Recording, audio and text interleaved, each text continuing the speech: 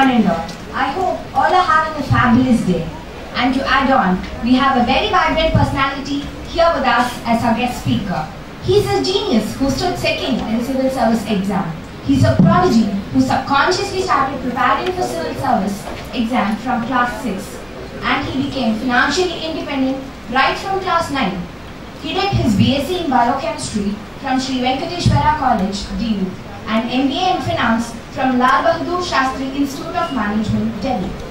He has worked with reputed firms like KPMG and has 5 years of corporate experience. He proudly claims that civil service is his true calling and just wanted to give his best to the country. Today, he is here with us to give insight into goal settings of life. And adage goes like this: when you work on little things, big things happen. Here we have a man of achievements to share greatness of little things which he did. Now I humbly request you all to put your hands together for Mr. Munish Sharama.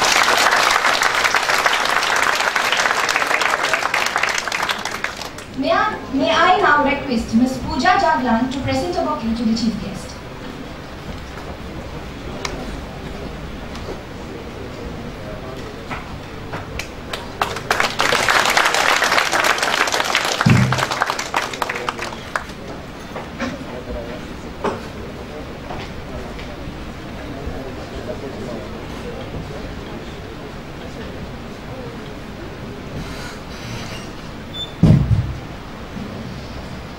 Am I audible? Okay, yeah, I am.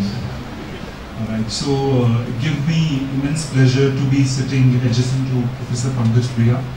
So we all have our favorites, throughout our academic career, professional career. So if I can recall one of my favorite teachers throughout my entire journey, like from the school days to college and to post-graduation, to Pankaj sir is one of them. So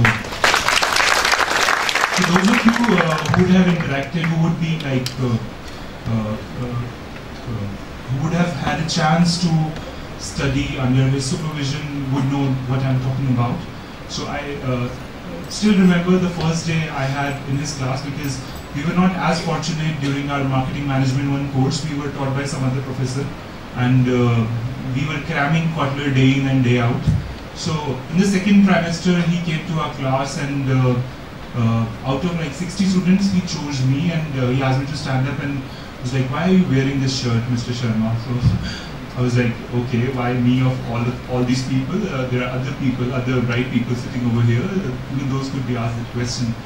So then he explained to us the difference between needs, desires, and wants, and that stayed with me.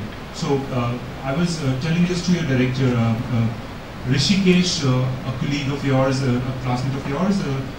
He chaperoned me, unfortunately, from my home to here. I think I was grown enough to come here on my own, and he had to wait a lot. And he was telling me how your director is very fond of art and culture. That's a very good thing. I think that India is such a multi-ethnic, multicultural, multilinguistic country, and we all are very fortunate that we have been a part of this great nation. And to just get yourself imbibed in this multifaceted culture, it's a pleasure, and you guys are fortunate enough that you have a director who promotes these things. So there may be times when you could not be very good academically, and MBA is not really about a course where you need to get good grades. It's about exploring the world around you. So when you will be working in corporate, you would be working under really intelligent people. There are all kinds of people, but when at the end of the year appraisals are given, so they really take into account these things as well. Are you aware of the world around you? Do you have keen interest in culture? For instance, I was working at KPMG. So 90% of the senior management over there was Bengalis, and you know how Bengalis are with their taste for art and culture. So these things are really appreciated. All these companies nowadays, they follow 3x3 metrics of performance appraisal. They see what kind of values you have and what kind of performance you are giving. So you may be low on performance but high on values, you would still get a good rating. And these things like culture and values, they have a synergistic and symbiotic relationship with each other. If you listen to good music, if you soak yourself in good art, if you start appreciating these things, you'll start appreciating small things in life. You'll end up being a good person as well. Alright, I was asked to speak to you guys about how goal setting is done. Personally, even I have read that Peter Drucker's framework, SMART, specific, measurable, and all that. I don't really remember that. But I would tell you a few things which I think they have helped me in my life. Right from the beginning, from my very childhood days, we had to leave Kashmir when the riots started over there in 1990. And from that moment on, when we came to Delhi, and I saw my parents struggling, and after some point of time, my mother was almost a single parent to me. So from the very childhood days, I had this thing clear to me that the world is very Darwinian. It's about the struggle for existence, survival of the fittest. So I haven't really performed equally good on all parameters. For instance, my health has taken a back seat. Though I do not suffer from any disease or something, but I need to lose quite a few kgs. So, but there were other things. For instance, when I was in class 9th, I started giving tuitions because I identified quite early that I was good in all subjects, but not as good in math.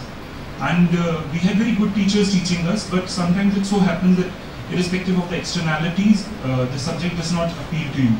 So that was the case with me in maths as well. So when I was in 9th standard, I started teaching kids from class 6, 7, 8. I was earning money as well, and plus the good thing about, the beauty about teaching is when you start teaching someone, your way of looking at things, it improves. It takes a lot of homework to really teach someone in a good way. So that was it. After I came to class 12, I had taken science with medicine, but in class 12 my father passed away while I was writing my board exams. So all of a sudden my mom had developed paralysis.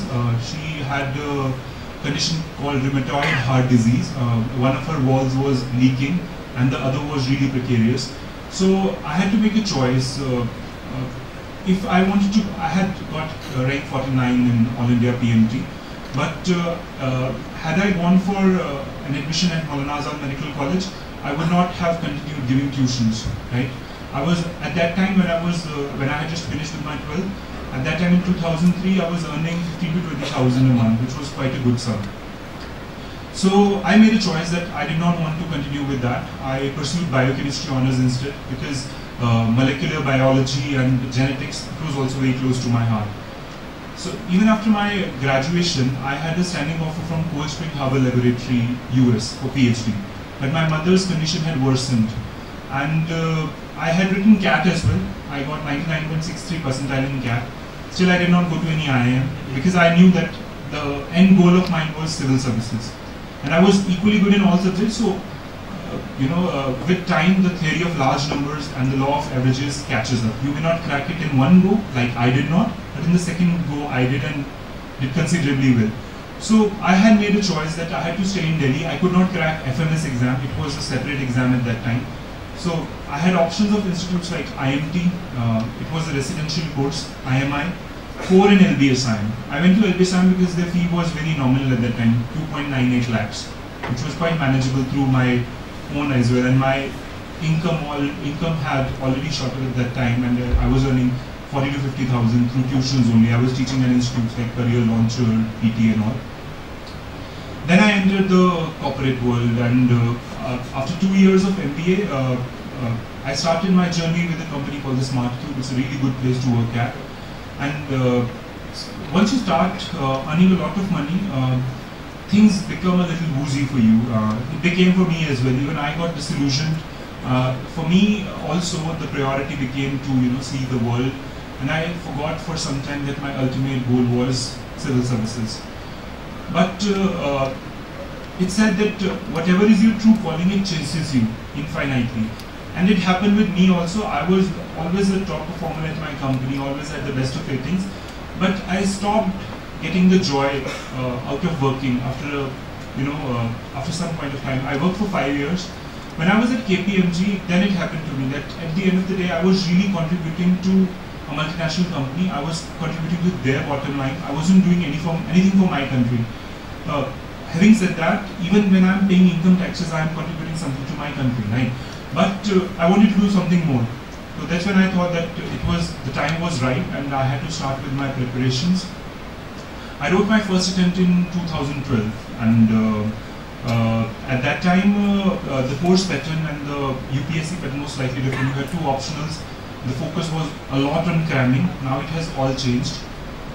In my first attempt, I got 40 marks out of 300 in a paper, political science paper 2. And that paper was the best I wrote. I had law also as an optional.